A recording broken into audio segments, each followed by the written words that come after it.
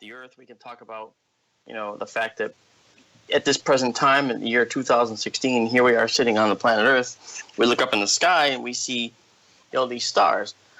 But the fact is, those aren't the stars from 5000 BC. Those aren't the stars from before that. The Earth is moving around the galaxy as it circles the sun, and the sun is literally part of a constellation from some other star. And that constellation, does anybody know? I can tell you what it is. I just want to know if anyone knows where our sun was born. In which constellation was our sun born? Wow. There's a group of stars, I should say, that have become a particular constellation. And we are part of that, or we're part of that. We've kind of wandered away over time through mutual gravitational interactions. But is this, do you have any idea which constellation in the night sky our sun first was formed within? Wow. I've never, ever heard I know. of That's what this is about. Tell me trivia that you may not have heard. I'm not even going to do the Google thing, but I mean, that is a great question. Because I never even thought of it in that perspective, to think of it in that manner, that the sun was formed in a different constellation and it's here where it is now. I mean, that's amazing to even think about that. I mean, all the stars are moving through space, okay? And when we look at other stars, year to year, they actually have changed their positions ever so slightly. That's called proper motion. That's a term we apply to stars that move in space. And nothing in the universe is sitting still. So what we see at the night sky is a snapshot for now. But because the stars, perhaps up to 400 billion of them, are circling our galaxy, and because their patterns that we see in the sky were ascribed to be constellations, and through mythology and so forth, and Arab mythology in the past, we tend to think that they've always been that way. But 5,000 years doesn't appreciably change the sky, whereas 1,000,000 years does. Right. And so when we imagine that our sun was formed within a nebula of other stars that were forming, we formed with a bunch of stars that, through mutual gravitational interaction, all started to migrate apart from each other. The current snapshot has us sitting at this position in space that we're in now, seeing the sky as we do now in the year 2016. Now, Polaris is our North Star, but it's not even on the North Pole. It's slightly off the pole because there's no star at the North Pole. Well, there is, but it's so faint that you can't use it practically. The fact is, thousands of years ago, the North Star was called Thuban, Thuban, and that was a star in the constellation Draco. Right now, we have nothing to do with Draco. We weren't part of Draco. We've never part of Draco, but that was the star at that time that was closest to the North Pole, and that has nothing to do with the fact that the stars are moving through space. That has to do with the fact that the Earth itself wobbles on its axis. And that wobble has a special name. It's called precession. And precession is a thousands of year long influence on the Earth's axis. And it's the whole Earth is it's actually, I'm trying to describe it properly. If you can look at the North Pole to the South Pole and put a line through that, imagine a spinning top. When a spinning top starts to run out of juice, you notice how the top begins to wobble a little, and you see if you look right at that North Pole, it's kind of making a little circle of its own, kind of wobbling a little bit in a little circle. Right. Well, that wobble is what precession is. On a planetary scale, it takes thousands of years.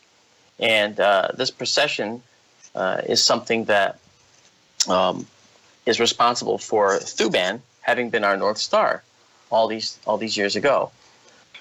So it's kind of neat to understand that when we look at the night sky, we're not seeing it in a permanent manner. We're seeing the snapshot at this point in time. Right. And we're also, and as you know, we're also time travelers, aren't we? But I was going to ask you. I was going to ask you, when the light travels from Yeah. I mean, billions of light years away. Let's just say way out there. I mean, or Okay. thousands of light years. Is it in Sure. fact a fact that the light that we see is something that may have died already, and we're still seeing the light from it because it takes that time to reach the Earth? Yeah, I mean that's a romantic concept, of course, and people, love talking about that. But it's true. I mean, let's bring it close to home. The Earth is 93 million miles from the sun, and do you know the concept of the time it takes for the light from the sun to get to the Earth? How long that is? Do you know what that time is? Actually, Split second. No, not a split second. 7 seconds. 7 seconds. No, 9 that's seconds. actually that's you know what? No, but it takes 8 minutes for the light to Wow. get here from the sun. Oh, 8 minutes. Yeah. So and we measure the distance to planets in the solar system in light hours. Okay. So the distance to Mars is 45 light minutes. The distance to Pluto is several light hours, so depending on distance. Yeah. who says it. And so light is has a discrete difference, a distance rather, and speed. So it's also the fastest speed in the universe. We know it as the universal speed limit. And I mentioned that the other night a few times. But the point is that when we look at the sky, when we look at the sun, we're seeing the sun as it was 8 minutes ago. Right. Okay. Right. And when you look at the person next to you, you're seeing them as they were, fraction of a nanosecond ago. Right. So everything we look at is in the past. Every single thing we see is in the past.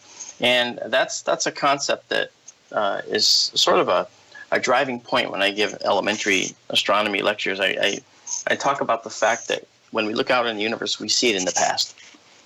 And so, in a sense, if somebody could put a gigantic mirror, 5 light years away from Earth, or say 1 light year away, okay? Now, it would take light a certain amount of time to get out to that. Now, the speed of light is 186,000 miles per second. And that 7 times, or that 7 seconds you were talking about before, that's actually kind of a mixture of another metaphor that is popular, and that is to say that light is so fast that if you could set up mirrors all the way around the Earth to reflect the light beam and you shine a flashlight at it, okay, it'll hit you in the back of the head in 1/7 of a second. Wow. After going all the way around the Earth. So that means that light can travel 7 times around the Earth in 1 second. Wow. So light travels fast, and of course light is both a wave and a particle. You have a light wave and you have a photon. And in the same way, we know that there's gravity waves now, but maybe there's gravitons, gravitational particles. And every time we can distinguish and create, a technique for managing, say, photons, we do that with a mirror. We reflect them. We reflect light waves and photons with mirrors. We change the wavelengths, the colors, blue to red, by using different types of light generators. And if we do that, we can find that if we could do that with gravity, then we'll have the ability to harness gravity itself. So when we take, for instance, a ship that we build on the Earth and we want to launch it into orbit, it's a big process, isn't it? At the cheapest, it's $22 million to launch into orbit as a space shuttle type craft. And the energy behind that also. Right. And there's a lot of energy expended. It punches holes in the ozone, a lot of things like that. Well, if we go and harness gravity, then all we have to do is put a 6-year-old kid underneath it and have him just push it up in the air. And it'll eventually get to space if we have anti-gravity. Right. Because once we conquer gravity, and we can reflect gravity like we can reflect light. So that's coming. I mean, we're going to be able to do that someday. And when you watch in Star Wars where they're walking, is it Lando Calrissian in the carbonite? They're walking him out on the floor, and they're using some kind of anti-gravity machine, and they're just sort of kind of guiding it along, and it's just sort of floating on the floor. Well, in reality, they filmed that on an actual gurney, and they just painted out the gurney for the final production. But in real life, we would need a gurney. We would not be able to do this with anti-gravity unless we could reflect gravity waves or gravitons. So we're getting there. So everything in the universe is in the past. We don't know anything really about gravity other than that we can use it. We can't control it. We don't even really know where it comes from. Now, mathematically, we've set up the contrivance that gravity is all based at the center of mass. So the gravity of the Earth is based on the center of the Earth. So that's where it would be its strongest. But we can't really tell you what gravity is. We just know that gravity sucks. That's the old joke. It works with you or against you, both. That's right. When you face plant, it's working against you. Yeah. But isn't there some sort of understanding when you see the gravitational forces due to maybe a planet, say Mars, rotating around the sun? I mean, the gravitational forces are different, or on the moon than on Earth. I mean, there has to be. I mean, there is somewhat of an understanding on the function of magnetism. Magnetism or gravity? Gravity, I mean. Well, we have understandings of magnetism and gravity, and see, gravity is dependent on mass. Now, the gravitational force between two bodies is given in an equation that's a classic. Everyone learns it when they take astronomy, and that's capital G m times m over the radius squared, and the distance squared, r squared. And that value is the force of gravity between two masses. And when you have the mass of the Earth, you can calculate the mass of the Earth. And I won't bother you with more equations, but I'm just saying the mass of the Earth depends or will determine how much gravity it has. The mass of the moon will determine how much gravity it has. And it's mass. It's not size. Okay? So if the moon was 3 times the size of the Earth, okay, there would be some consideration, but it really depends on the mass the density inside the moon. Right. Which is the material it's made of, the density. The density. Yeah. That's what's going to matter,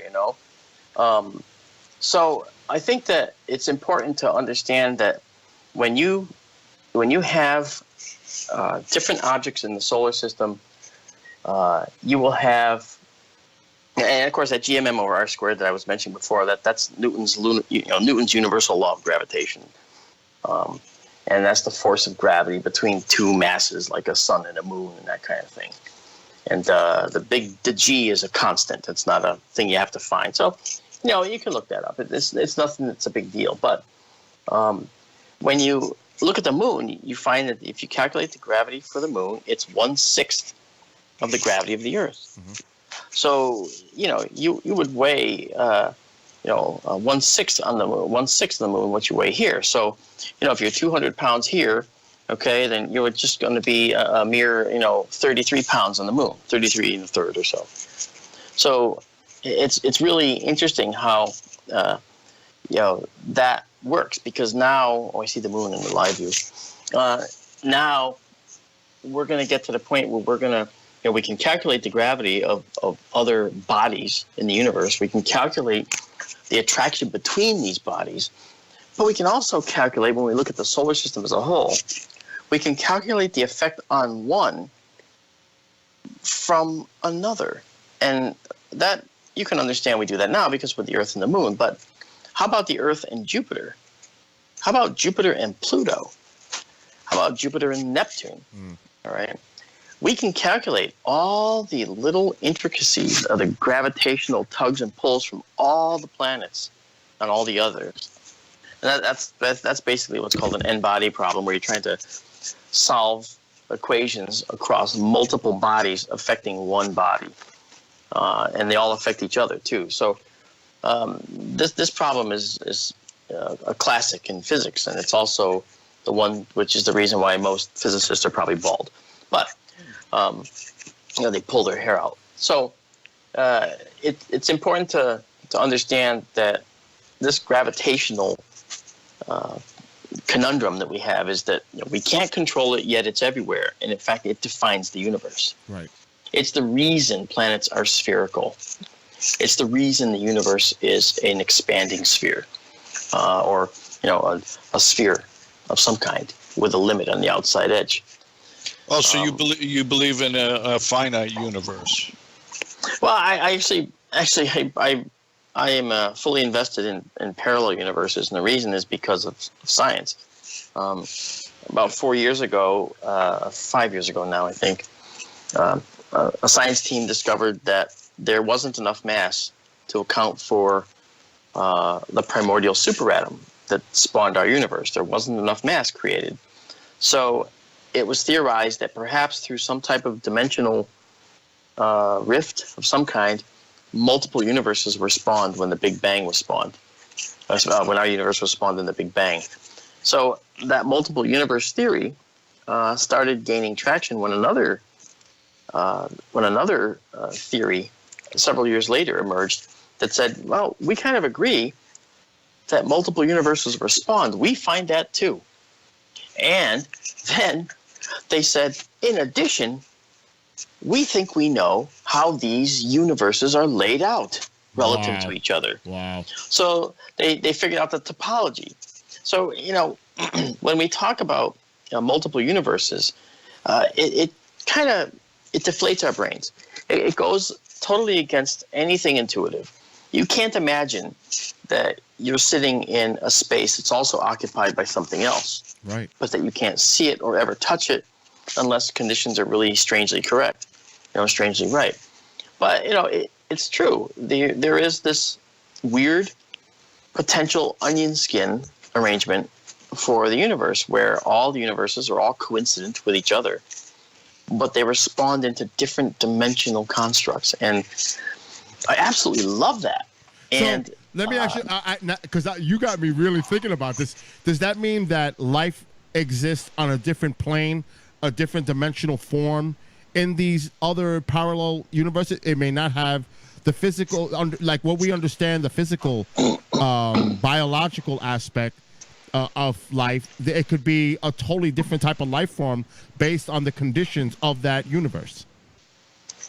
Well, that's true, and that there's no doubt about it that the universe could be different even within our own universe. The universal laws are all the same, but there's no reason to expect that life has to follow our rules. And it depends on conditions in that part of the universe. Right. Let me give you an example. About 2 years ago, the discovery was announced that there's a place in space where the universe is actually apparently leaking. And they noticed that there's this one spot in space where it seems everything is rushing towards. They can't explain it because it didn't make sense in our conventional understanding of the universe. Because it's almost like the universe was a balloon, and that was a hole in the skin of the balloon, and stuff was shooting out of it. It's not a black hole? No. This is far bigger. This is far, far bigger in size and scope. So it's really interesting that exists because it means that stuff is streaming out of the known extent of the universe somewhere else to somewhere else. Mm-hmm. Yes. Yeah. It's like consuming, right? Consuming like a black hole. It's going somewhere else. It's going, obviously, it's got to be going somewhere else. Yeah, I know you. I know you like to. I know you're trying to understand this in terms of a black hole, and I get it, and I totally appreciate it. But I want to caution you that it really has nothing to do with a black hole. It's different. But okay. It's massive. The same. It's the same kind of strange phenomenon that black holes used to be to us. Okay, now black holes are more understood, strange as they are. Okay, yet this hole in the universe is not understood by us. It's where black holes were before we understood them. Now we'll eventually get the answers, but if you think about it, it's just mind-boggling how little we actually know. The more we know, the less we understand. You know, Yep. and it's like it's crazy, and I don't know how else to say it. You know, and I saw, by the way, in chat, someone said that when I was talking about the spherical constructs in the universe and how the sphere is really the universal object, somebody said, but there's no laws that prohibit, say, a square object from forming or whatever. Now, on a planet, that's true because mineralogy and crystallization will generate many square lattices and minerals that have those types of look and feel. Mm-hmm. But a square object in space, that couldn't happen, not without some strange circumstances, because there's a law that's known as the law of minimal surfaces, and it's the reason why spheres are round, and it dictates the shape that would be made. And if you think of a water drop, when a water drop is released in space, you see it go to a sphere. Well, it kind of undulates around, but it really it ends up going toward a sphere, and it ends up approaching spherical form. And if left alone, it'll be a perfect sphere after a period of time. Right. And that's because the surface tension at any one point on that sphere, the tension is pulling on every other point on that sphere, and that automatically makes objects become round in space, spherical. Could that be part of, we both understand the tether incident, the droplets of water that are just outside the shuttle, are they actually spheres? They might actually be pieces of ice and pieces of tether debris as well. But I think you were you on when I discussed the tether incident the other night? No. Okay. I was asked by the National Geographic team who was filming a show on UFOs to explain the tether incident, and I said, well, I'll do better than that. I'll recreate it for you, and I know some of the people here heard that, but in a nutshell, they took me down to Dallas, and I created in the studio. I created a tether in the distance, and in the foreground, I created a shuttle window, and outside the window, I had these particles hanging by a little mobile with little strings. Yep. And I showed very clearly how the tether was very brightly lit, the particles were very brightly lit, but when the particles were pulled out of focus to focus on the tether, the particles were large, oblate, amorphous blobs, actually spherical, round blobs, basically. And they seemed to go behind the tether. Did you use a catadioptric lens with a secondary mirror at the top? Yeah. I asked the team to have that on hand. I told them that a mirror lens is important because we have to explain the donut. Yeah. They didn't have it, so So you did without it. I did without it. I had to, but I showed a catadioptric donut. I actually showed that and explained that. What he's talking about is telescopes. There's many different kinds. There's refractors, which are all lenses. The light enters the end where the objective lens is and comes all the way down and increasingly focuses down to a small point where you look at it through an eyepiece. That's a refractor. There's a reflector where the light goes down the tube all the way, hits one mirror, and then bounces up and hits a second mirror called the secondary mirror, and the light bounces out through the side of the tube to your eye. That's a Newtonian reflector. Well, then there's something called a catadioptric. This one is also called a folded optical path telescope. What does that mean? It means that the light comes down the tube, hits a mirror, bounces up to that secondary mirror again, but then that same light is focused into a very tight cone and goes down through a hole in the center of the main mirror. So the light is basically always staying relatively in the same place. It never goes out the side. It goes down the tube to the main mirror, back up the tube to the secondary mirror, and then down through a hole in the center of that main mirror, where it comes out to an eyepiece there. So a catadioptric lens works that way. And they'll have this secondary mirror up there, and usually it's suspended on a little sheet of very clear, optical clear glass. All right? Those are called corrector plates or whatever. But, in these little tiny telephoto lenses that have these little mirrors in them, it's a piece of optically clear glass. So those types of telescopes, when something goes out of focus in them, they have a characteristic shape of not just a round star, but when it gets out of focus, it becomes a donut shape. It's a round, blob, okay? And you have a central dark spot, the donut hole. And that's the secondary mirror that you're actually seeing in that defocused image. So I know that's pretty technical and all that, but complicated, yeah. Yeah, but when the tether incident occurred, you had these little donuts flying around, and the reason was because they used this folded optical path telescope, a catadioptric or a Schmidt-Cassegrain they're called, or a Maksutov. They have different names, but they're all the same thing. And you were seeing that little secondary mirror in the image of the out-of-focus particles. When they went back into focus, that disappeared because the particles were in focus, and you could clearly see that there were particles outside the window. But then when they focused on the tether far away, they went out of focus again. And when they were out of focus... It was a quick focus adjustment they did at one point that allowed you to see that. Yeah, no, I showed that, in fact. Yeah. I showed it, and we recreated it in the studio. So I showed that.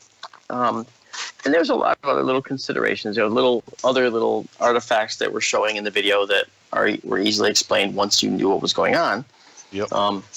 But suffice it to say that the tether incident was actually a trick of, and you say the words, a trick of light and shadow, or a trick with how these types of cameras work, low light cameras, and you can say that, and that's all well and good, but I had to show it. I don't want to just be a talking head and just say it. I had to show it. Yep. So I showed what it does, and I showed how the effect occurs.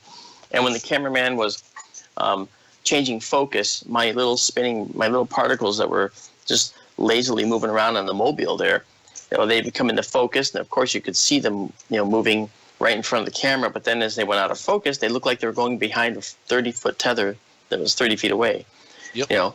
So that was that, and that kind of takes the wind out of the sails of anyone who says these are giant UFOs swarming a tether 90 miles away.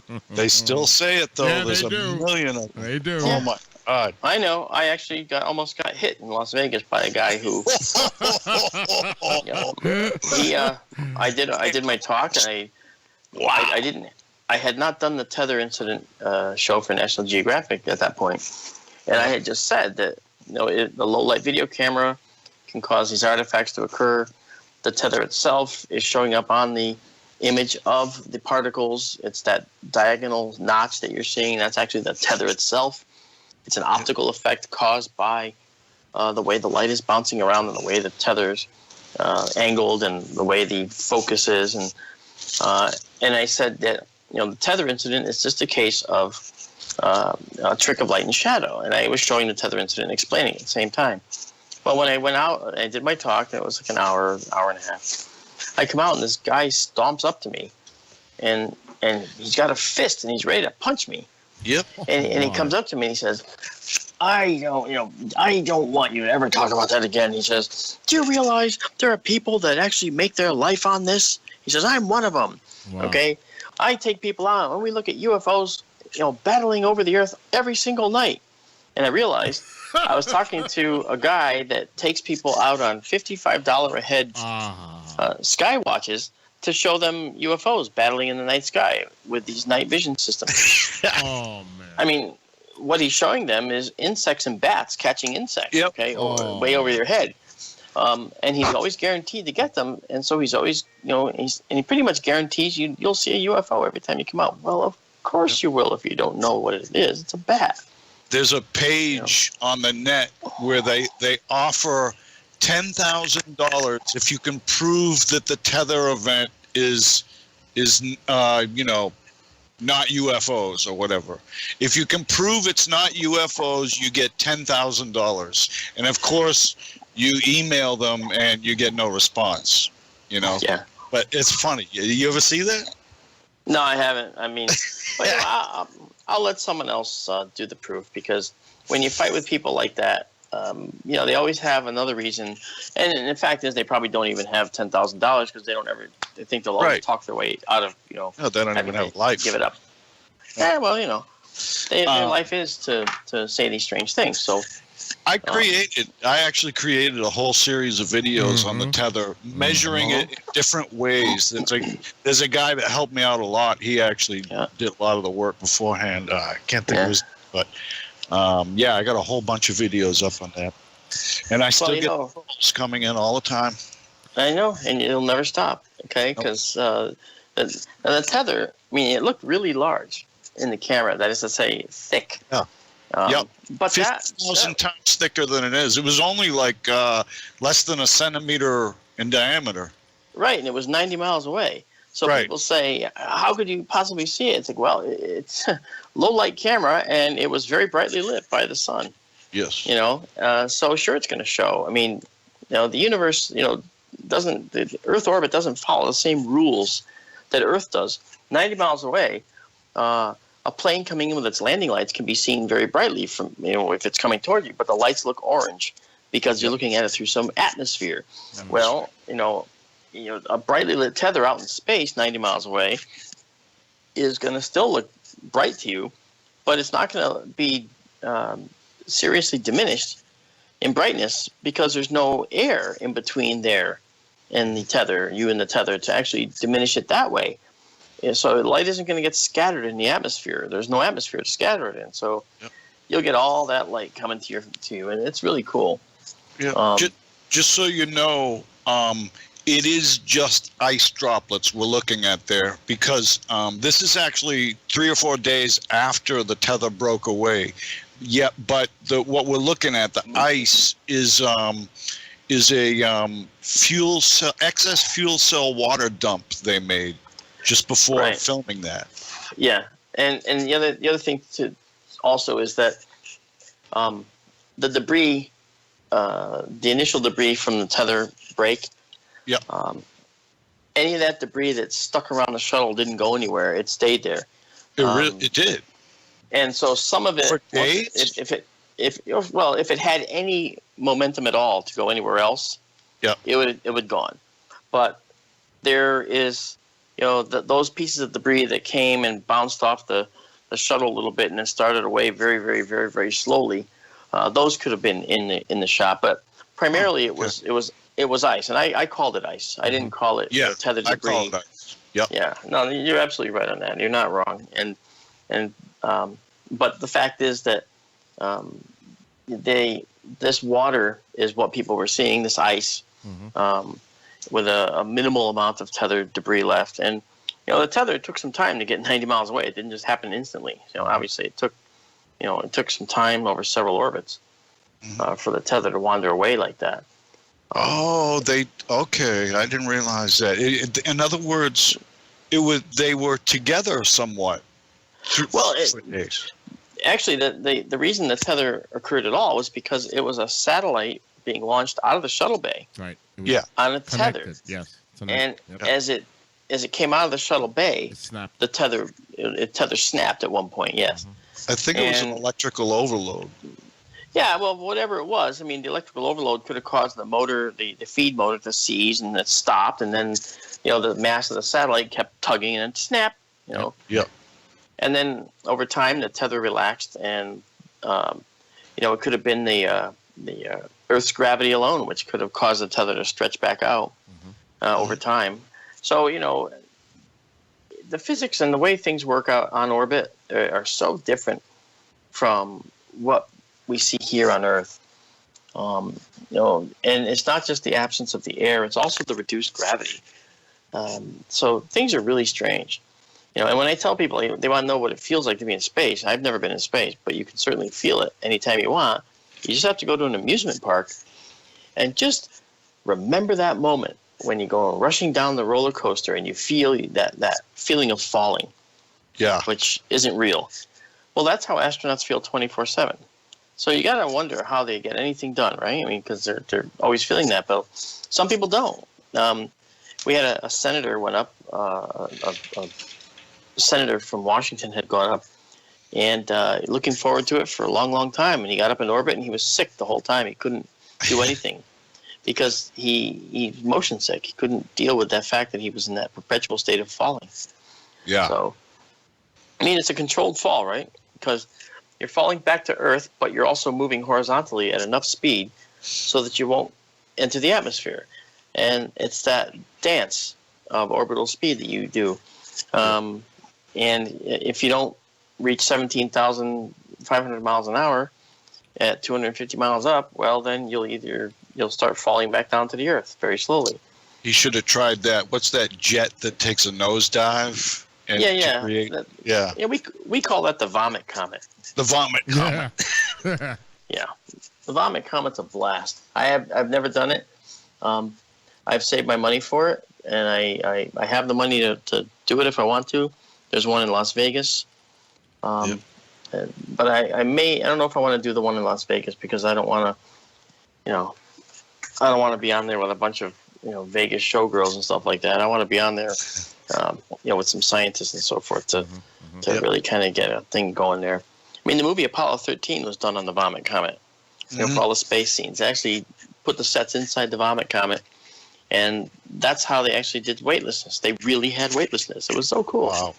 I thought that was a very cool thing. And cameraman, actors, they get sick, because as soon as it happens, the way you start it, you lay on the floor, and you have to lay on the floor, and you have someone spotting you who's part of the crew, and they're standing up, and as soon as the weightlessness happens, you lift off the floor, and of course, being on your back offers you the best chance of not getting sick in that particular ride.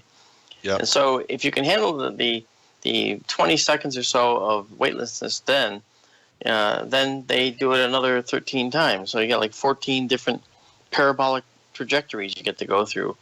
Mm-hmm. So and you have time between them to recover. But it's a not high G, but it's a XSG ride up to the peak where you go over the top and they push the nose over and weightless again.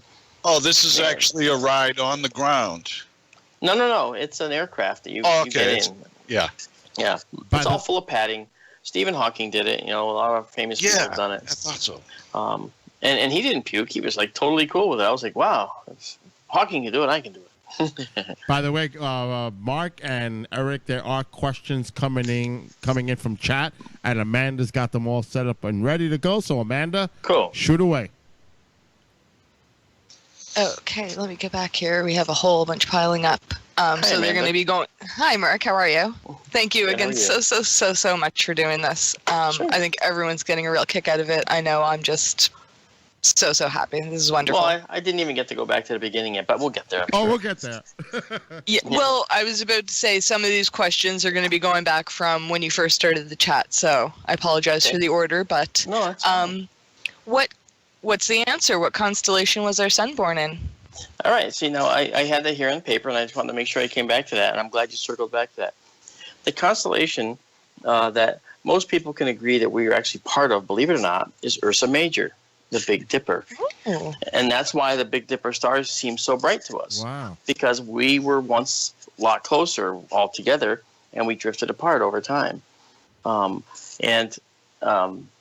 Some people would say, wow, maybe I thought we were in Orion or something like that, because Orion's bright too.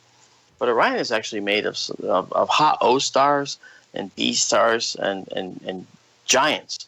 And that's why they're very luminous, and they're very, very, very distant away. They're some distance away. And the Big Dipper stars are not that far away from us, and that kind of gives us a starting point. And that's where we kind of were born in that region. And I say that kind of loosely because Ursa Major and all the stars, those are just stars that happen to be in a particular area of sky. When you look at all of Ursa Major, the stars are wildly different distances away. But the Big Dipper stars are the ones that I'm referring to in that constellation. So but we were very likely part of, and could have been part of, the Big Dipper originally. Is it possible from another perspective, way out there, that we are still part of that? Well, the perspective that would be sensible to look at is if we're actually gravitationally bound, and that's really what matters. Are we gravitationally bound to the Big Dipper? The answer is no, we're not. No. We're not gravitationally bound. But there is suggestion that at one time we were. So it's a cool little fact. The stars in the Big Dipper are between 80 and 130 light years away, so they're not really that far away relatively. It's pretty cool. So what does Ursa Major consist of? Is that is the Little Dipper part of that as well? Because that's the Big Bear, isn't it? And Ursa Major is the Big Bear, and Ursa Minor is the Little Bear, and Ursa Minor is where the Little Dipper is. They're right next to each other. In fact, the two end stars in the ladle, at the end of the Big Dipper, point at the North Star by chance. So, and you can follow the Little Dipper down from there. Okay. Yeah, it's pretty cool. It's very cool. From all different perspectives all around, I'm sure we are part of various constellations from different. Oh, I see what you're saying. I did mention that earlier. I did say that from somewhere else in space, we're part of a constellation. Yeah. Yeah, and you're absolutely right. Yep, that's correct. Okay, another question from early on in the conversation. When you were talking about it's the mass that affects gravity, not the size. Uh-huh. What if the frozen oceans on different planets or moons all of a sudden liquefied? How would that affect the gravity and the mass?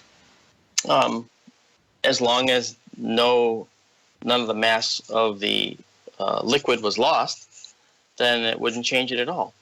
I do a thing for people in astronomy. I actually do a talk which says, if the sun suddenly turned into a black hole tomorrow, now it's impossible. The sun's too small mass-wise to become a black hole, but let's just say, if the sun turned into a black hole right now, what would happen to the Earth? And everyone says, it would suck up the Earth and that's it, we'd be destroyed. Well, the fact is, nothing would happen. We would continue to orbit this black hole just like we always did. And the reason is because it has no more mass than the sun did. And, so we would not be subject to any new gravity. We would be subject to the same old gravity. It's just dark and we wouldn't have any light. So we would orbit forever until, we died. Now, and that's another class I teach. Part of a class I talk about, and that's what would happen if the sun went out. And I talk about how over several days, and I have a whole spreadsheet which I share with everybody, how over several days a number of things happen. And by day 3 or 4, the atmosphere is raining out on the Earth onto the ground like snow. So you're getting nitrogen raining out, nitrogen, snow, oxygen. So the atmosphere rains down. Now the ocean, if the sun went out, the oceans would freeze, of course. And then the atmosphere would rain out over time like snow. And it would take about 6 to 7 days, which is kind of prophetic. But by 7 days, the Earth would effectively be dead. Very, very interesting. Hope that would we be suffocating? I don't think it's. Is that what would happen if our atmosphere started raining down and there's no more atmosphere? We can't breathe. Is that what would happen to us? You probably would have frozen long before that. Okay. Yeah. So would anyone be alive to actually witness the atmosphere raining down, or only the aliens that caused it? Good answer. Bum. Is there a movement at all to rename black holes black suns or something like that? Not that I know of. I mean, I believe that black hole is the common phraseology that's been agreed on, because they're really, to call them black suns. The problem is that an astronomer has with that is that calling it a sun implies a certain mass, which is nowhere near that of a black hole. Needed to make a black hole. So I don't know. I've heard the phrase in science fiction, a lot, but black hole really describes it very well. And it's really weird because the black holes in anatomy is very strange. They have, remember, they came from stars. So just imagine a star that collapses and collapses and collapses. Now, why would it collapse? A lot of reasons. When a star runs, a big star we're talking about, like a star like Rigel in Orion's belt, or sorry, in Orion, not Orion's belt. A star like Rigel in Orion, if it started to collapse, it would collapse because it ran out of fuel. And that collapse would be like one of the, say the hydrogen gas was running out. It would begin to collapse. Now, Rigel could also collapse and form a supernova. But stars of a certain mass, are required to make a supernova, and Rigel fits that.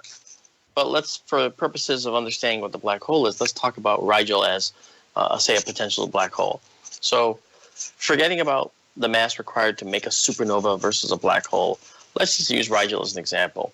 It's a bright, hot blue star, and let's say it runs out of hydrogen gas, and it begins to collapse because a star is really at what's called hydrostatic equilibrium. It's radiating out powerful energy while its gravity is struggling to collapse it and pull it in. And so that balance forms the size of the star. That radiation is exactly balanced by the gravitational pull inward. But if that radiation outward is reduced, then the star can collapse. Follow? Mm-hmm. Okay, so that's what happens. That's the precursor to a black hole. So when a massive star, a certain mass, begins to collapse like that, it can keep right on going. And if it doesn't explode, it's hard to believe that you can collapse matter down to this kind of density. Mm-hmm. It could collapse down to a size so small that it becomes what's called a singularity. And a singularity is like a little infinitely small spot. And you can't imagine taking your computer mouse and collapsing it down to that size. Never mind a star that's like millions of miles across of hot gas. So right away, black holes go right outside your intuitive level of understanding.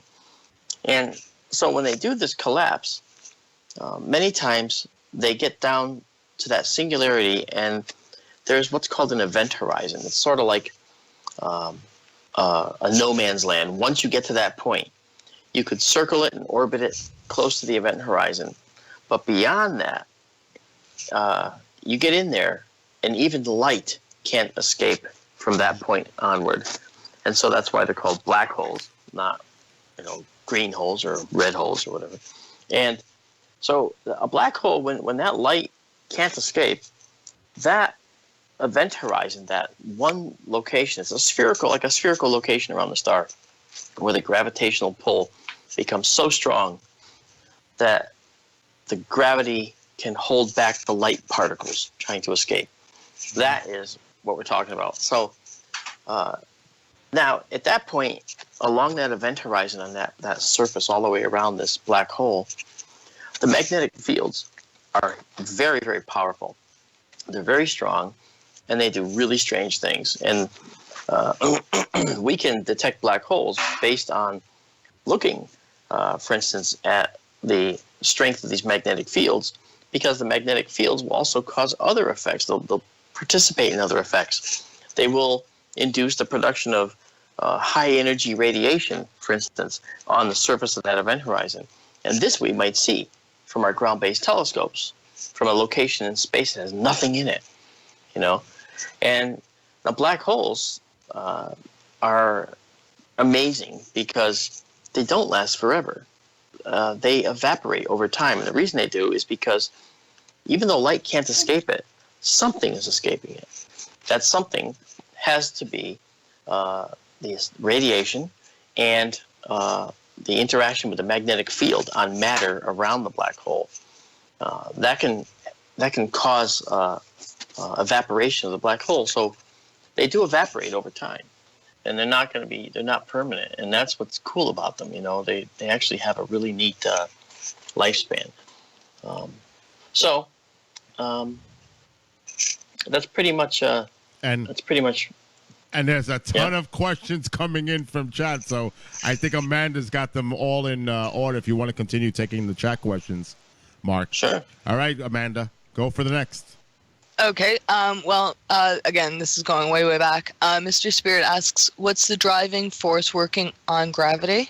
I'm not sure if I'm phrasing that right. Does that make Well, sense? well, the driving force is gravity itself, but what causes gravity is the better question. And as far as we know, it's mass. Mass is associated with gravity, and I think that the hardest thing to understand is actually these things. Gravity is not something. How do we say this? Gravity is not really a force, but if you look at Einstein's relativity theory, okay, it's really a consequence of the way the universe is curved and the way that space is curved. And I'm trying to explain it in a way that actually makes sense, because it's going to be impossible to get it across in the little soundbite I'm telling you, because it requires more of a freaking class to really discuss it. But so we think of gravity. We think of it as like a force, and any two masses are going to have a gravitational force between them. And here is a little interesting thing. If you take a pencil and you drop it from your hand down to the ground on your office floor or what have you, or your house, that pencil is moving down and hits the ground. However, the Earth is also moving up to meet the pencil. And it's imperceptible because the Earth is so much more massive than the pencil. But it would be understandable if we had two comets out in space and you just set them there and you just let go and you watch what happens. They would slowly close distance to each other and then dunk. They'd bounce into each other. And if they were big enough, they'd stick. And if they were not big enough, they'd bounce off each other and just go back out into space. So there's a lot of scenarios through which you could discuss gravity and try to say, well, where does it come from? But gravity is really a strange force, so to speak, to get across to people, because we only know how to manipulate it in terms of calculating its values.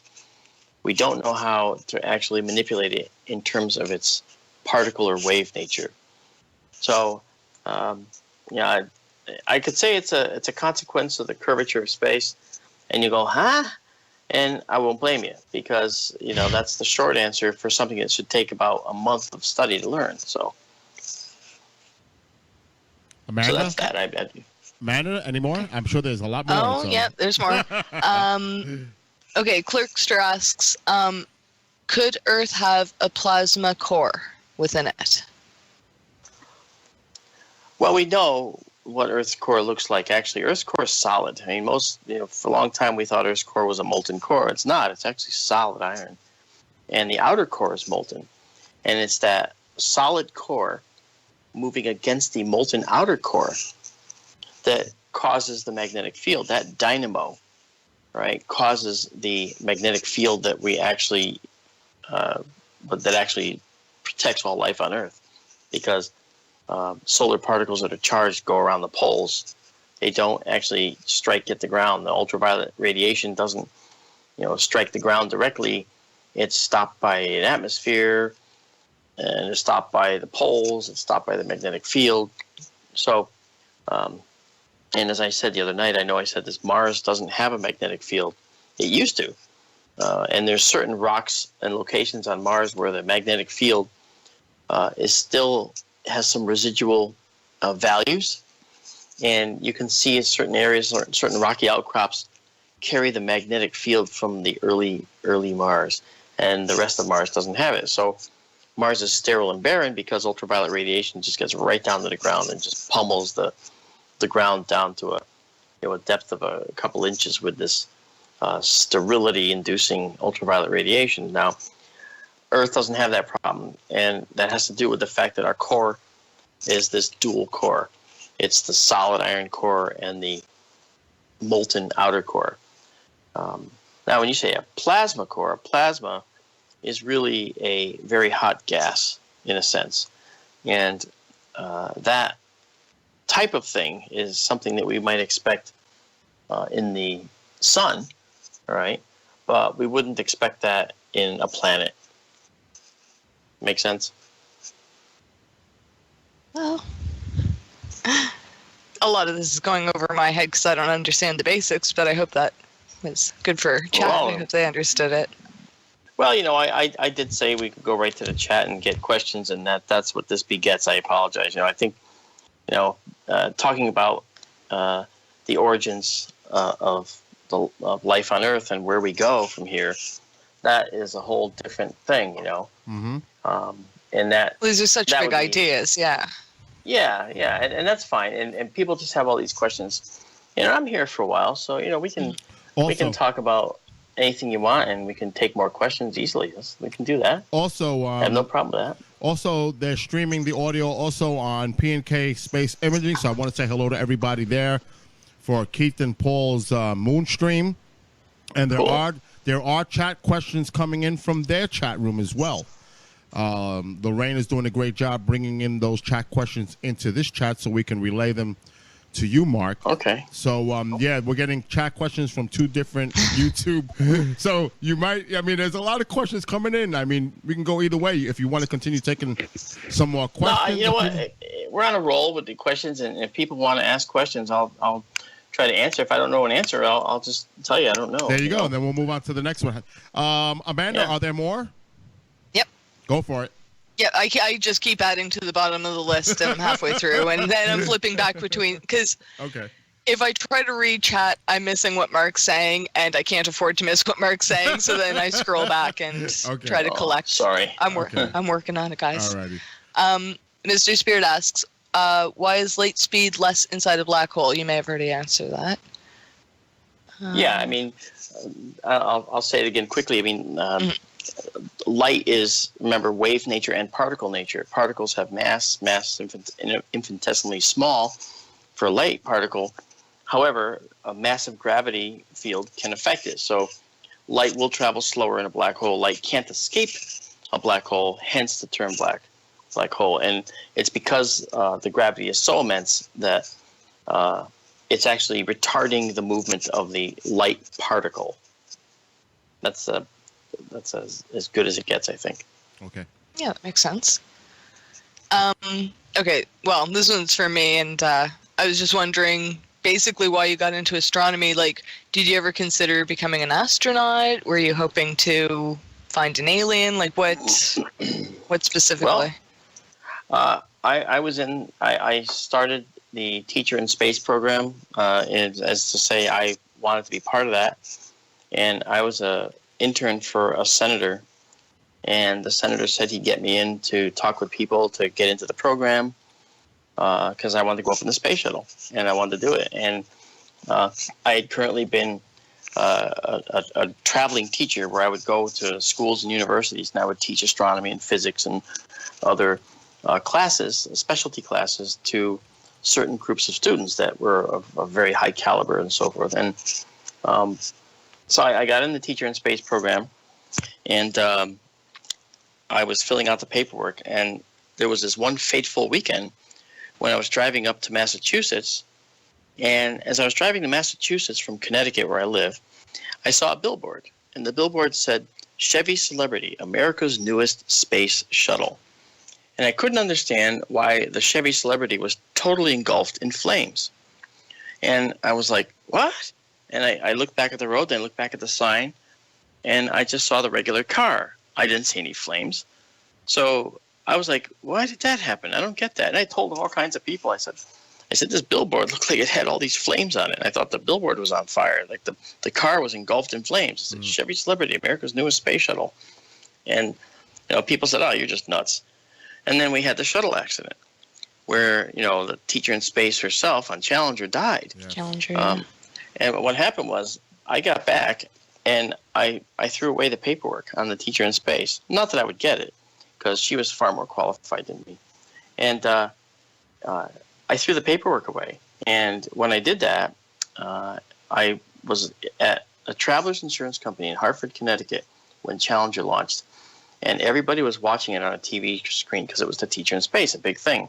Mm-hmm. I stayed in my cubicle.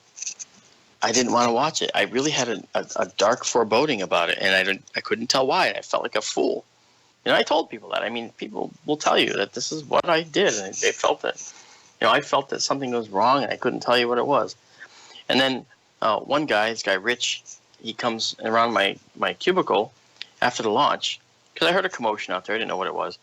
And he comes in, he goes, "Mark, the space shuttle blew up." Wow. I went, "Oh, Rich, come on. You just stop being funny." He goes, "No, I'm serious." And he looked really distraught. And I went out there, and sure enough, it had blown up. And I got this feeling came over me, like I don't know how to feel like this is my fault or something, because I didn't say something. I mean, I saw this. I mean, was the billboard real? I mean, what the hell happened? I was totally blown away by this, and for many years afterwards.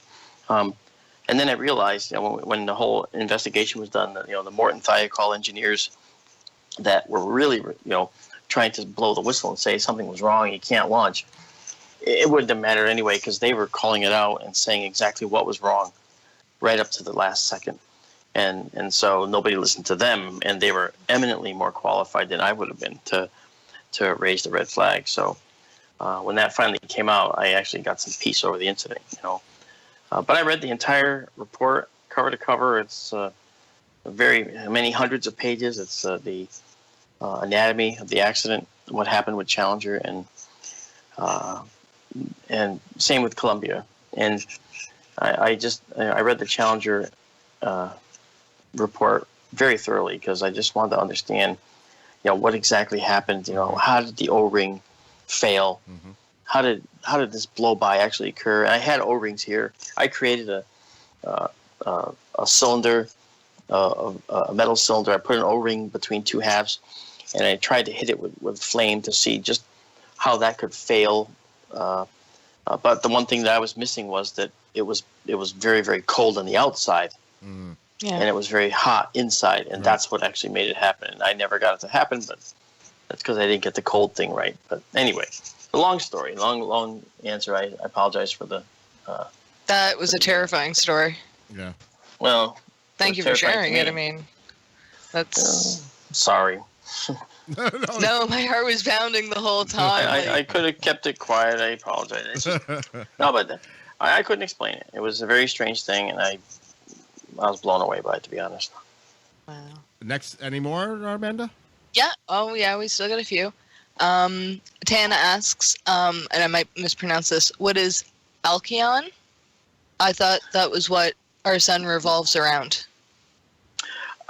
I honestly don't know anything about Alcyon or Alcyon, whatever that is. Yeah. Oh, wait. Is he... What's the Alcyon. Yeah. Is Tana asked if she can hear us, if she can clarify that. Yeah, Tana, are you talking about Alcyone, which is a star in the Pleiades?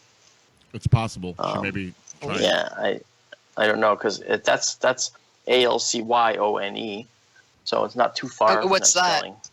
What's that? Alcyone. Alcyone is a bright star in the Pleiades, which, if it was clear, would be on the screen right now.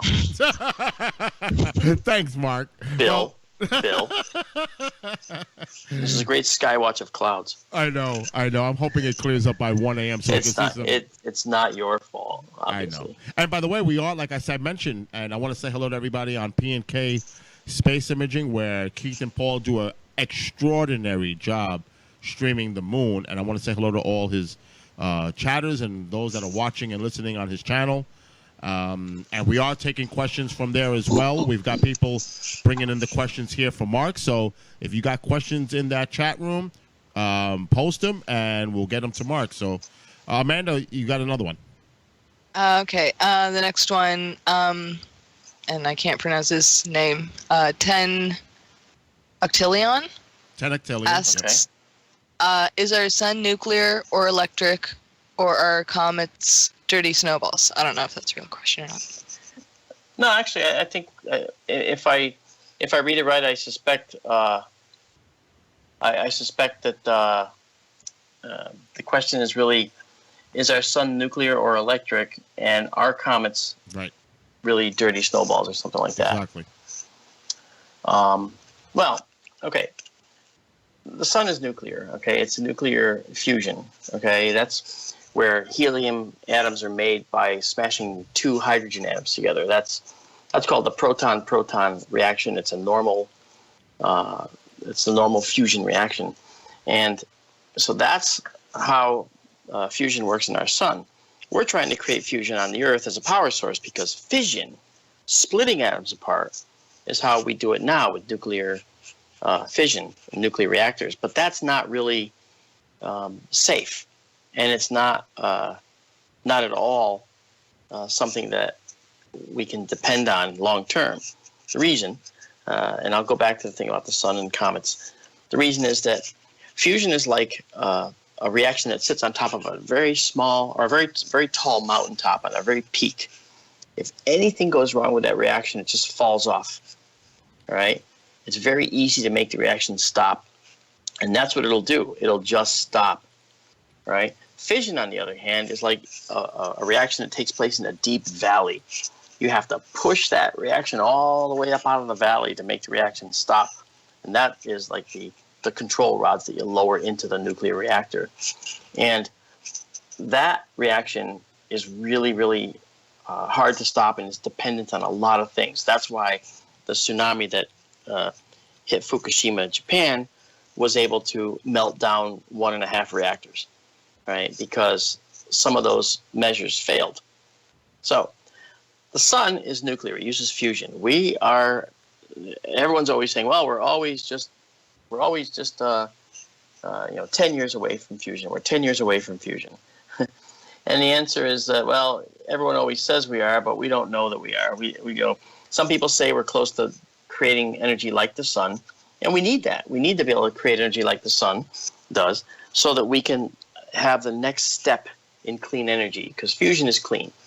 The byproducts from a fusion reaction are the radioactive material tritium.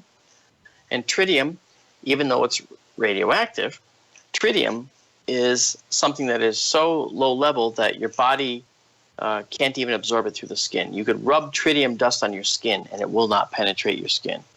And tritium is something that you already have now in your body. And the tritium that's in your body doesn't accumulate. It ends up coming out over time. So that's where we're going. So the sun's nuclear fusion. And comets, we go to comets. Comets, when we landed on Churyumov-Gerasimenko, which is called Comet 67P with the Rosetta mission, 67P showed us that we had a comet made of many different compounds, things called tholins and other hydrocarbon compounds, and of course ice. And the ice and the whole comet were all covered with a layer of dust. That's why the comet looks the way it does. Now, the weird thing is when we saw the comet, it showed up as like gray, but it was actually almost black. They were really, really pushing the contrast. It's called gamma, actually, to make the comet look gray so you could see it. It's actually black, and that's just the chemical reaction that happens over time. Yet comets are very bright in the night sky, so you say, "Jeez, how could a comet be so bright but be black?" And that's because we're not seeing the actual comet itself. We're only seeing the material that is being outgassed off the surface of the comet, and that lights up like a Christmas tree. It's very bright. Interesting.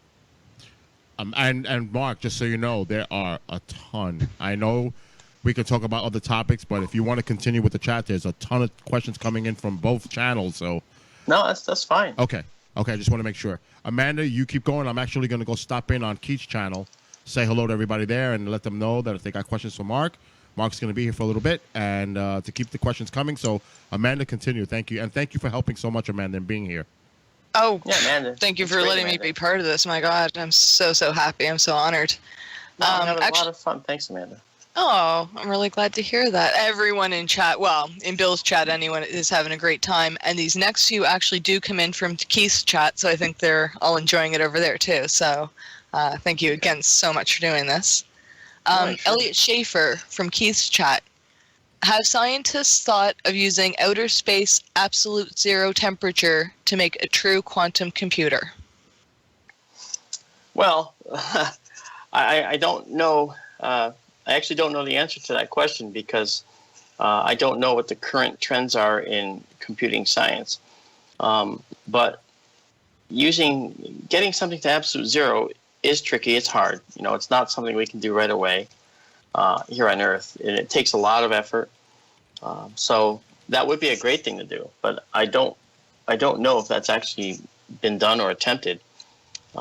And the other thing is, I'm not sure what the actual electrical benefit would be of doing that. So I don't know that to answer, but and I apologize that I don't know the answer to that question.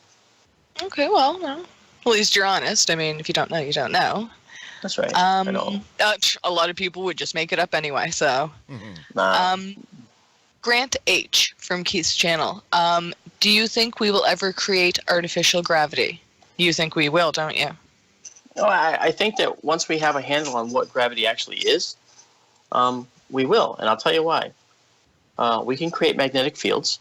We can create magnetic fields now, and we couldn't before. We can create light when we couldn't. We can reflect light. We can bend electric fields. We can bend magnetic fields. And the one thing that's missing from that equation is gravity. Gravity we now know is a wave nature. We suspected it strongly, and we've actually been able to detect gravity waves. And so now, knowing that, we may be one step closer to detecting gravity particles or gravitons, like photons, but in the gravity side. So once we know that, I think we should be able to create artificial gravity somewhere, like when you see Star Trek and they're on a spacecraft in space moving at ungodly speeds, and then they're just walking normally. Well, obviously they're walking on an Earth set, and simulating, pretending they're in space, of course, but they will eventually be able to create artificial gravity using some type of generator that manipulates particles and mass. That's my view. See, I'm trying hard to get through because we are getting a lot of questions, but they're rolling. I'm just wondering if you put those artificial gravity generators on other planets or any other moons without an atmosphere, what would happen? Well, I mean, that's It would just keep you from floating away, I guess. Well, if it depends. I mean, what's the range of the generator? Does it encompass the moon? I mean, does it only handle the gravity locally or in a habitat? How are they made? How would they be made? What's the theoretical construct for a gravity generator? We don't know. But you answer and you put it into a context, and then you can just figure out what the answer might be. But if you put if you had a gravity generator, say on a planet like Mars, well then, let's say somehow you could make it big enough to encompass an entire planet, the entire planet of Mars. It's ridiculous, but let's do it for a thought problem. Well, a couple things can happen. You could introduce new chemical constituents into the atmosphere of Mars, and they'll stay. Because Mars is a fraction of the size of the Earth. It only has a fraction of the atmosphere of the Earth. And if you're going to do what's called terraforming, or reform the surface of Mars to something suitable for humans, you would have to do a lot of things. You'd have to warm up the surface, the whole planet. To do that, you'd need to have an atmosphere that can retain carbon dioxide so the planet could heat. You'd have to have a way to protect people from harmful solar radiation. So that means you would not only have to generate gravity, you'd also have to generate a planet-wide magnetic field to deflect dangerous particles to the poles like we have on Earth. So It's a loaded question. And whereas I can see how eventually, when the terraforming industry, becomes real, those are questions that the terraforming industry is going to have to deal with too. So they will have to do that. So there. There you go. Okay, back to a previous question. Clerkster says, isn't it too hot for any core to be solid, hence plasma, which would still ping from testing and create a magnetic shield? Well, okay. What has to be remembered is that it's not too hot to be solid, and the reason is because of the pressure, the sheer amount of pressure. The core of a star can be iron and solid. And, you look at that, you think about that and think, well, the stars are gas. Actually, the center of stars will end up, depending on how big they are, will build up a core of iron. And iron can't be made into anything else. Once it reaches iron, in our periodic table, okay, that's it. And the iron will end up becoming like a stone caught in the throat of the star, basically. And when you get to iron, once you reach iron, as a matter of fact, you'll end up having a situation where the star can no longer create anything beyond that. Therefore, when the star runs out of these are big stars now. When the star runs out of its fuel, its nuclear fuel, and stars burn hydrogen into helium, helium into carbon, carbon into other things, all the way on down, it gets to iron. So iron gets manufactured in the heart of the stars, in the core of the stars. And that's element number 26, okay? And, there's 100 and something elements within the periodic table, right? Mm-hmm. So, you have to look at the fact that where do the rest of those elements come from? And this does go to your question, because when you look at the elements up to iron, those are all the natural elements that are made in the stars. Beyond that, though, the rest of those elements come from one other thing. Do you know what those are? Does anybody? Meteorites. Where do the rest of the elements that are in the periodic table above iron come from? And iron's only 26, so there's 100 and something in the periodic table. Where do the rest of them come from? From space, from asteroids that bring them here? Well, remember that asteroids Gases. And anything that we now have in the solar system, those were clearly made in stars at one point. The elements making those were made in stars. And then they formed asteroids after. Right. We're made of star stuff. I mean, Carl Sagan said that once, and it's actually very true. In the way he said it was, we are all made of star stuff. He had a very melodic voice. Mm-hmm. And so the rest of the elements from the periodic table came from when the star finally died and it blew up. And when the star blew up, they were called supernovas. And these supernovas, which still occur all the time, these supernovas would release elements back into the universe, and many of them were created at the instant the star blew up. And that means that when the intense pressure and temperatures of a supernova occur, many new elements are forged right then and there. So that's pretty cool. That's very cool. Yeah. Okay, next question. John B. asks, can somebody please explain to me why so many craters are hexagon? So many craters are hexagon. Is she talking about on the moon? They look hexagonal or something? Possibly. I think this may have come from Keith's chat. They're watching the moon right now. It probably had to. Yeah. Well, I can't. I'm like unaware of hexagonal craters, but I do know that certain geometric shapes in nature do reproduce themselves on the surfaces of planets. For instance, the pyramid. The pyramid is actually a natural shape. So is the Sphinx. Did you know that? The Sphinx in Egypt is actually not necessarily the Sphinx itself, but likely the starting point for the Sphinx was this natural wind-sculpted form. And so there are many natural shapes that reoccur on planets and are created on planets. So I imagine that I don't understand why hexagonal craters are. I'm looking at Keith's chat right now. I don't see hexagonal craters. Maybe there are some, but I believe that it's just a matter of a natural formation, and it's the natural way that the formation can occur, and it has to do, like, I can say this, okay? If you ever seen lava, basalt in particular, when it cools, depending on the way it cools, it will form hexagonal crystals, and these hexagonal crystals are natural formations. So a formation based on cooling basalt, for instance, that has cooled this particular way, will be hexagonal and will show hexagonal tendencies. So a famous example of that is the Devil's Post pile. And it is a bunch of hexagonal-looking, artificially created, towers of this basalt, and it just has to do with the way the lava cooled, and it forms these big crystals, and they are hexagonal in shape.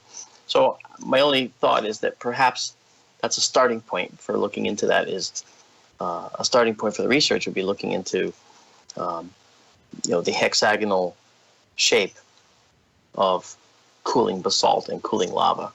Because Mark, just to add to that, there's a lot of people that are out there that they see the photographs taken of the moon, the lunar surface, or Mars, and they see these strange figures, and they try to say that this is some type of artificial structure or some other non-natural forming thing. But a lot of this is duly it's just it's created by natural phenomenon. It's just you know what I mean, and that's where that comes in, where you have this misnomer that, oh, I seen a snail or something else on the Mars, or a lot of it's just natural formation.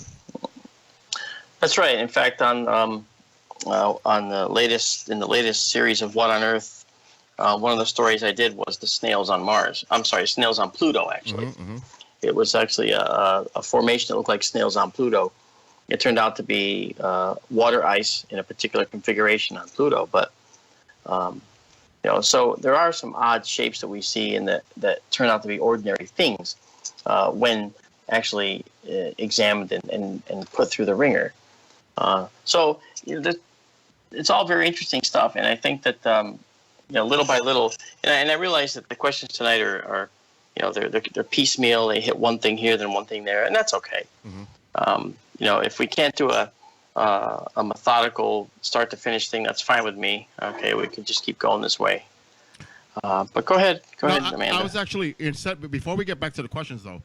If Mars did have an atmosphere and it had its similarities to Earth, had water on its surface, etc., isn't it possible that at one point, maybe not to the scale of life here on our planet, but it did have the capacity to sustain some type of life form, even the microbial that they find? Yeah, that's the reason why there's so many missions to Mars, because Mars at one time did have the capability to sustain life. It did have a heavier atmosphere. Okay, it did have a magnetic field.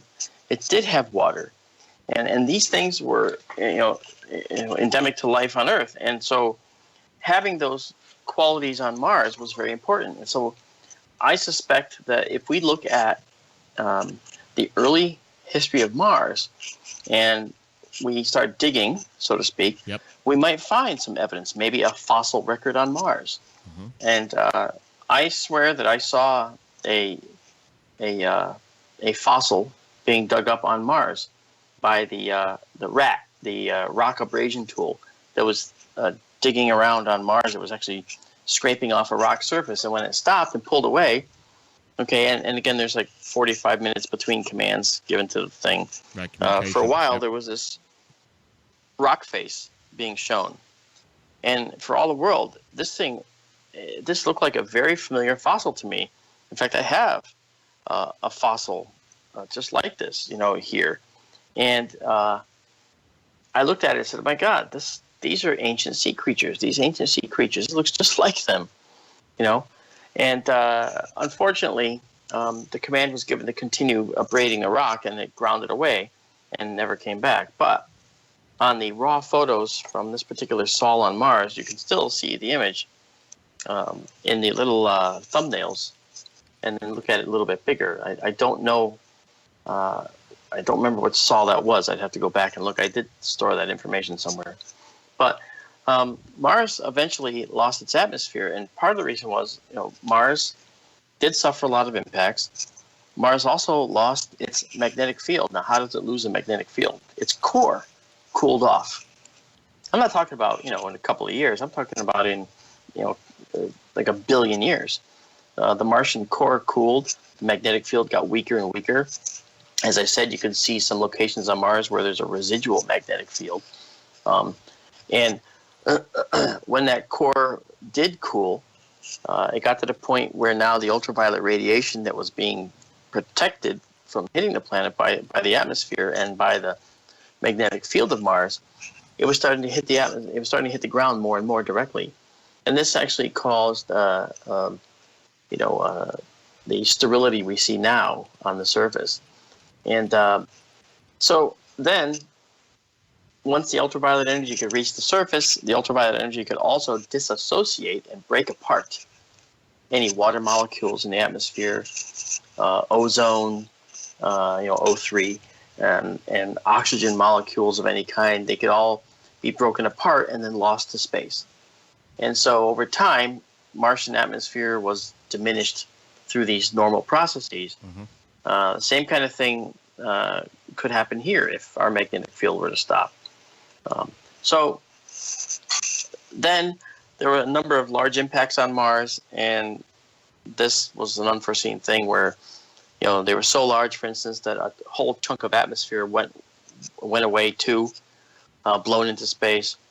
There was no replenishment from natural processes, like we have plants that replenish oxygen and eat carbon dioxide. We have, a cycle where carbon dioxide is filtered out of our atmosphere by water.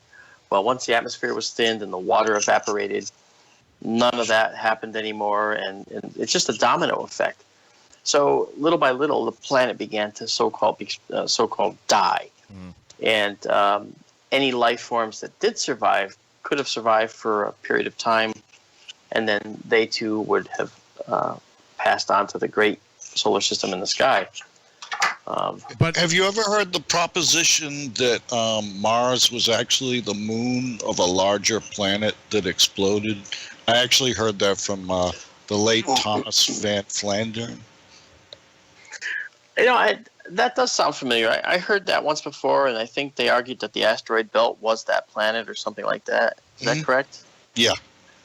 Yeah, I do remember that. But as I went along more and looked at this in deeper, this was years ago, I found that the orbit of the asteroid belt and the orbit of Mars didn't work for them to have once been in a pair, and the problem had to do with the what's called the resonance. It's a term which applies to all planets in the solar system. There's a certain resonance that is set up where a certain planet orbits a certain number of times. Every time the sun goes around once, the planets will go around this many times. And the solar system is like a clock, and it's very precise. The slightest change is caught right away. A perturbation, say, or a movement induced by a distant star passing by the solar system, that would be noticed. And that of course would take a million years, or 300,000 or 400,000 years to occur, and we would see it coming and probably never see the end of it, because we would be long gone, perhaps from the planet by the time it actually concluded. But I hadn't actually pursued that anymore, but I had heard that one time. Yeah. Now, Mark, I'm going to be bringing in a friend of mine. His name is Alan Pacheco. He does the Ghost and History tours in Santa Fe. He wants to join the call and join the conversation.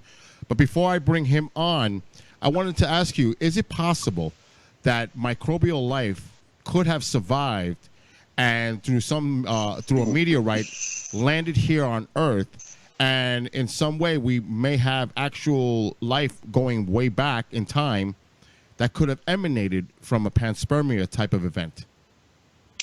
I discuss panspermia in my book. I think that it's an important topic because in the past I've given it somewhat short shrift and not really given it the attention it needs.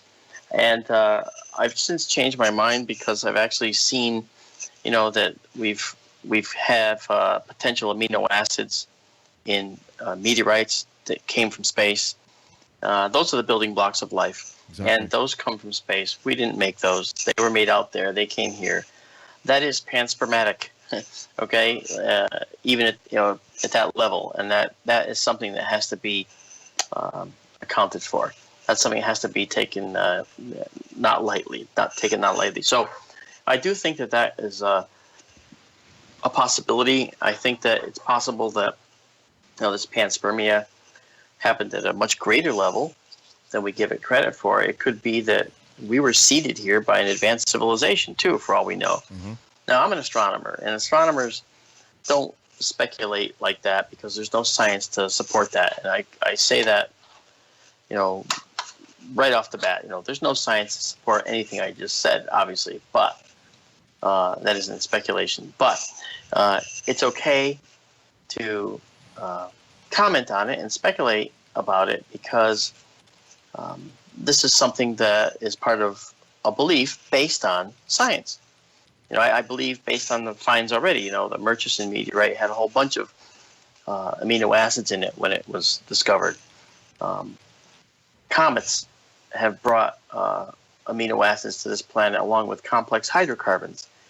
Again, the building blocks of life from outer space, from the most menial of things, a comet or a meteorite. So it's very possible that can happen, and I have no doubt that it has.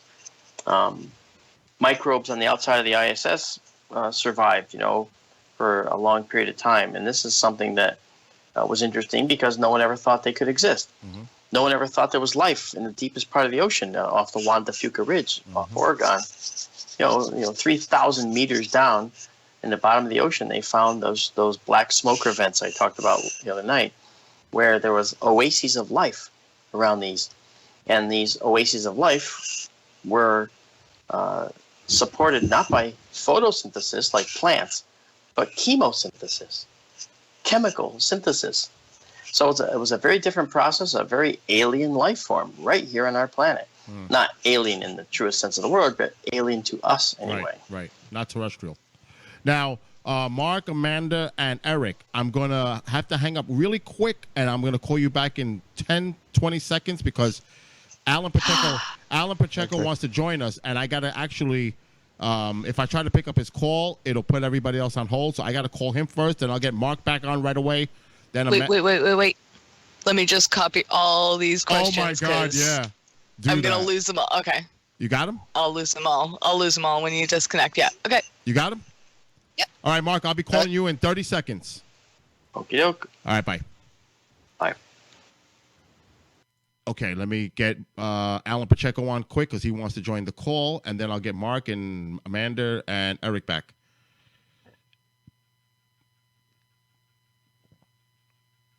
Skype is here. All right, Alan, hello, and how are you? Hello, Bill. I'm okay. Can you hear me okay? Yes, I'm going to get Mark Antonio right back on and everybody else that was participating, so bear with me. Okay. Okay, Mark is back. Mark, say hello to back. Alan. Alan does the ghost tours in Santa Fe, New Mexico. Hey, Alan. Hello, Mark. How you doing? I'm doing okay. Happy to meet you. Hey, likewise. Okay, let me bring the Amanda and Eric back on. Let's do that quickly. And I didn't mean to interrupt your flow, Mark. No, that's okay. All right, let me get Amanda back. And then we'll get Eric. Hey, Amanda, you back? I'm back. Okay.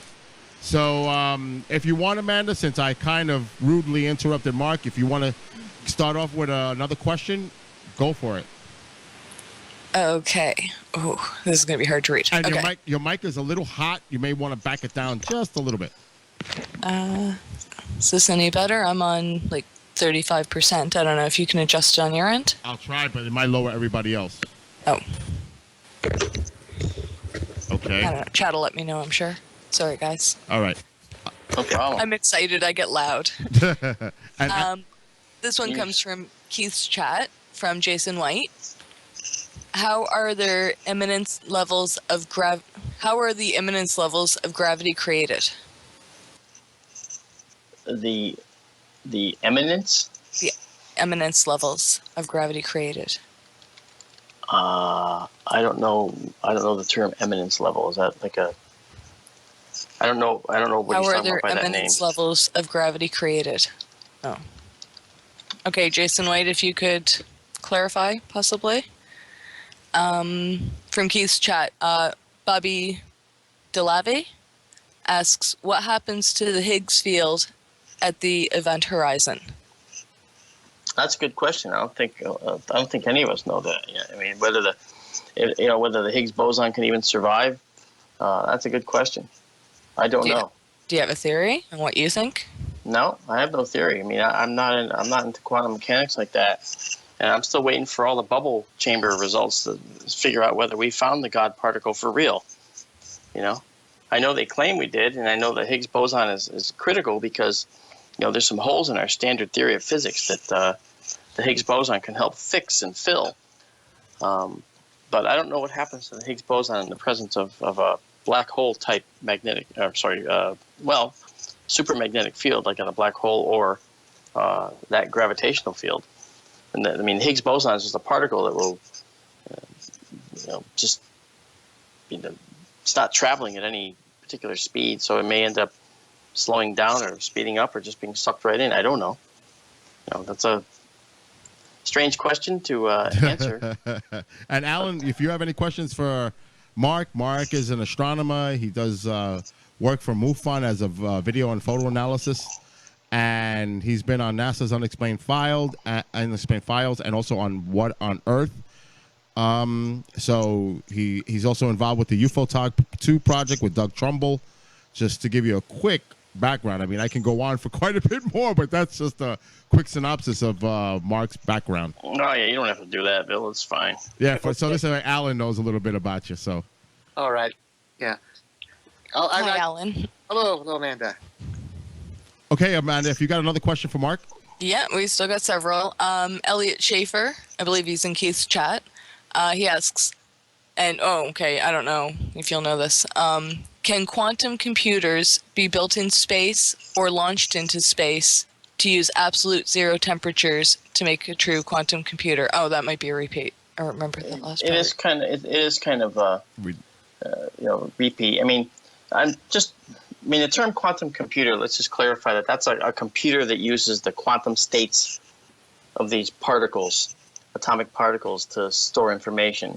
It's kind of it's a cool idea, and of course, if you can run it fast enough, it can become quite the supercomputer and have quite a hefty amount of storage in a small area, basically. But whether a quantum computer can actually be used in a zero, absolute zero environment like space, and space isn't absolute zero. That's the problem. Okay, the computer itself will absorb some radiation when it's out in space, and temperature doesn't really exist in space. And when you say how cold is it in space, well, it's undefined. That's not a measured quantity. See, the only thing that happens in space is things radiate. All right, they radiate and they absorb. There's no temperature. Temperature is a quantity that's measured, in the presence of pressure. You might remember from chemistry, PV equals nRT. That's the pressure, and is related to the volume, and it equals nRT, and T is the temperature. Temperature is related to pressure and to volume that way. So we don't have a pressure in space. So there's no temperature in space, but we can measure how much radiation an object can absorb. And let's suppose this quantum computer was put up in orbit. as say a box, it would absorb a certain amount of radiation, even if it was covered with mirrors. And that radiation would impart some kind of temperature inside the box that could be measured. All right. The radiation levels, if there was no vacuum in the box, if it was like a box with air in it, or like a ISS space station habitation module, inside there would be a temperature that's measured. Outside, you only measure the amount of radiation that's actually hitting and being absorbed by the object. So I don't know how a quantum computer would perform in space. It all depends on how it's brought up there, how it's stored, and how it's actually used. If it's in the shadow inside a moon crater, well then, it might be minus 270 degrees or something. But that's about it. And that's Fahrenheit. So who knows? But they're cool questions to ponder. There's no doubt. Mm-hmm. Yeah. Okay, this goes back to a previous question. It was from Tana. She said she was just with I forget what the word was. It was back on the other conversation. She was asking about Alcyone. Yeah, she said the central sun in the Pleiades. Yes, that's the one. Alcyone, yeah. Yeah. So what role does that play with us into our journey through space?